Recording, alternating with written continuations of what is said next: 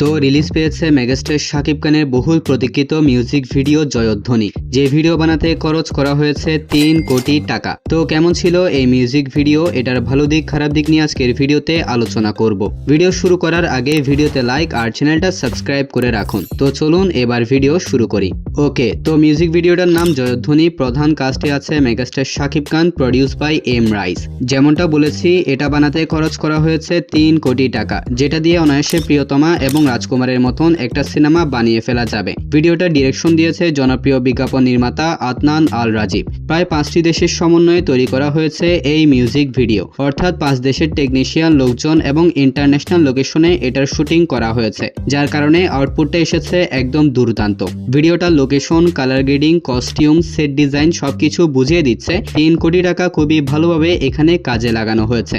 ভিডিওটায় খুবই ভালোভাবে শাকিব খানকে ফোকাস করা হয়েছে। যেমন ভিডিও শুরুতে পরিবেশ অনেক শান্ত থাকে, কিন্তু শাকিব খানের যখন এন্ট্রি হয় সাথে সাথে পরিবেশ উৎসবের রূপ নিয়ে নেয়। কিন্তু শাকিব খানের এন্ট্রি এটা ছিল একদম অসাধারণ। এন্ট্রি দেখে মনে হচ্ছিল একটা সুপার হিরো সিনেমায় আমরা শাকিব খানের এন্ট্রি দেখতে পাচ্ছি। বিশেষ করে শাকিব খান যখন মেঘের উপর একটা দরজা দিয়ে হেঁটে যায়, এই ব্যাপারটাই ডিরেকশনের যে ভীষণ, এটাকে অবশ্যই অ্যাপ্রিসিয়েট করতে হবে। এই ব্যাপারটা আমার কাছে চমৎকার লেগেছে।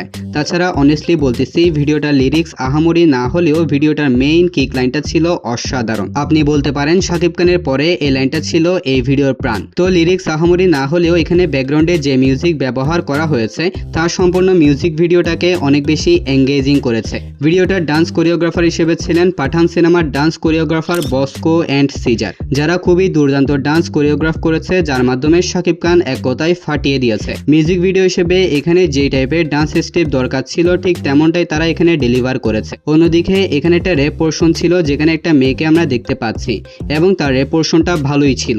তাছাড়া হেলিকপ্টারের মাধ্যমে শাকিব খানের মাথার উপর দিয়ে যে লাইটের ব্যাপার বা আইডিয়াটা এখানে দেখানো হয়েছে, এটা অনেক ইউনিক ছিল, এটাও আমার দুর্দান্ত লেগেছে। ওভারঅল সম্পূর্ণ মিউজিক ভিডিওটা আনএক্সপেক্টেড ছিল, অসাধারণ ছিল, দুর্দান্ত হয়েছে। আর ফান করে একটা কথা বলতেছি, এখানে কোনো নেগেটিভ দিক নেই, তবে এটা যেহেতু দেশের গান, এখানে দেশের কিছু সিন সিকোয়েন্স রাখা উচিত ছিল। তা না করে এখানে সব ইন্টারন্যাশনাল লোকেশন দেখানো হয়েছে। এটা জাস্ট খেয়াল করেছি, তাই বললাম আর কি, কেউ আবার সিরিয়াসলি নিয়েন না। তাছাড়া এটা যেহেতু দেশের গান, তাই এটাকে পহেলা বৈশাখে যদি রিলিজ করা হতো তাহলে ব্যাপারটা আরো বেশি জমে যেত। আর এই মিউজিক ভিডিও দেখে আমি বলতে চাই, আদনান আল রাজীবের সাথে শাকিব খানের একটা সিনেমা করার সময় চলে এসেছে। শাকিব খানের অবশ্যই উচিত এবার আদনান আল রাজীবের সাথে কোলাবরেশন করে একটা সিনেমা নির্মাণ করা। তো মিউজিক ভিডিওটা আপনার কেমন লেগেছে অবশ্যই কমেন্টে জানাবেন। আর ভিডিও ভালো লাগলে ভিডিওতে লাইক আর চ্যানেলটা সাবস্ক্রাইব করতে ভুলবেন না। তাহলে দেখা হবে পরবর্তী আরো একটি ভিডিওতে। ততক্ষণ ভালো থাকবেন, সুস্থ থাকবেন, টেক কেয়ার, আল্লাহ হাফেজ।